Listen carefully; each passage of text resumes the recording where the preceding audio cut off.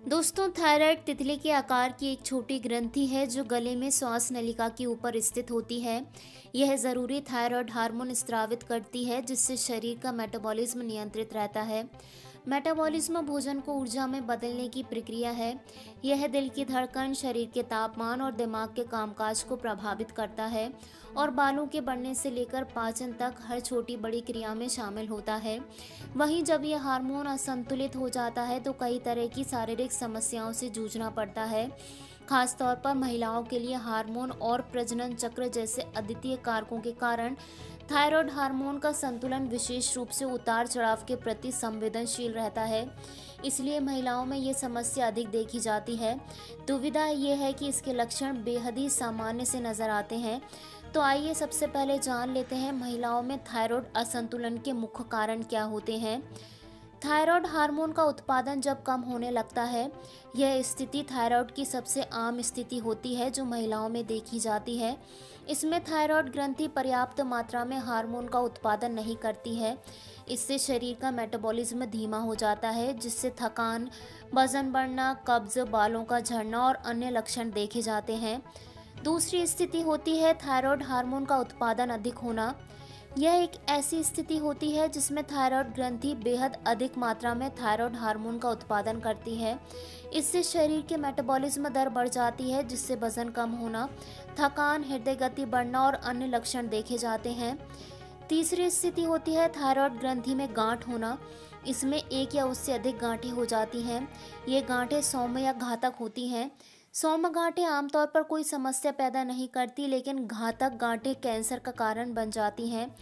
चौथी स्थिति होती है थायराइड कैंसर।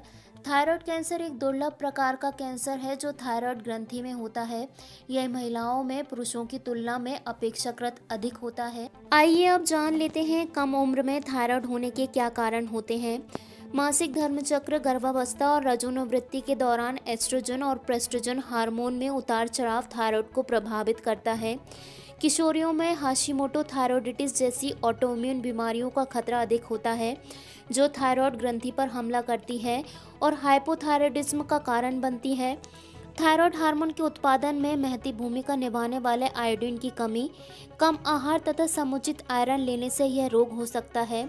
दीर्घकालिक तनाव थायराइड हार्मोन सहित तमाम हार्मोन के नाजुक संतुलन को बाधित करता है और थायराइड की शिथिलता में योगदान करता है। आयोडीन एक खनिज है जो थायराइड हार्मोन के उत्पादन के लिए आवश्यक है। आयोडीन की कमी से हाइपोथायरायडिज्म होता है। कुछ लोगों में थायराइड की समस्या आनुवंशिक भी हो सकती है। आइए अब जान लेते हैं कैसे थायराइड से अपना बचाव कर सकते हैं। आयोडीन युक्त भोजन का सेवन करना आवश्यक होता है। इसके अलावा दुग्ध उत्पाद, अंगूर, सेब, ब्रोकली, फूलगोभी, गाजर, चुकंदर जैसी हरी पत्तेदार और रंगीन सब्जियां और प्रोटीन युक्त खाद्यों का सेवन भी फायदेमंद होता है। यदि परिवार में थायराइड की समस्याएं रही हैं तो नियमित रूप से जांच करानी चाहिए। तनाव थायराइड की समस्याओं के जोखिम को बढ़ा सकता है। तनाव कम करने के लिए योग, ध्यान या अन्य व्यायाम तकनीकों का अभ्यास करें। ताज़ी हवा में अधिक समय बिताएं और सैर करें। कीटनाशकों, ट्राइक्लोजन आदि के कारण सामान्य थायराइड कार्य भी बाधित हो सकते हैं। इसीलिए ऐसे विषाक्त पदार्थों के संपर्क को सीमित करें। घर के अंदर की वायु शुद्ध रखने की कोशिश करें और पर्यावरण के प्रतिकूल उत्पादों का भी उपयोग कम करें। आइए अब जान लेते हैं थायराइड के अधिक बढ़ने से जोखिम क्यों बढ़ता है। थायराइड ग्रंथि बढ़ने से गोइटर हो जाता है। यह कुछ गंभीर समस्याओं का कारण बनता है। गोइटर बड़े होने पर यह गले में दर्द या असुविधा का कारण बनता है। यह थायराइड हार्मोन के उत्पादन को कम करता है जिससे हाइपोथायरायडिज्म होने की आशंका बढ़ जाती है। कुछ प्रकार के गोइटर थायराइड कैंसर का खतरा बढ़ा देते हैं। आमतौर पर दवाओं या सर्जरी से इसका उपचार होता है। गोइटर की रोकथाम के लिए आयोडीन युक्त भोजन का सेवन करना महत्वपूर्ण होता है। यह समस्या पुरुषों में अधिक देखी जाती है। इसी तरह की और भी टिप्स जानने के लिए आप हमारे चैनल टिप्स एंड लाइफ को सब्सक्राइब ज़रूर कर लीजिए।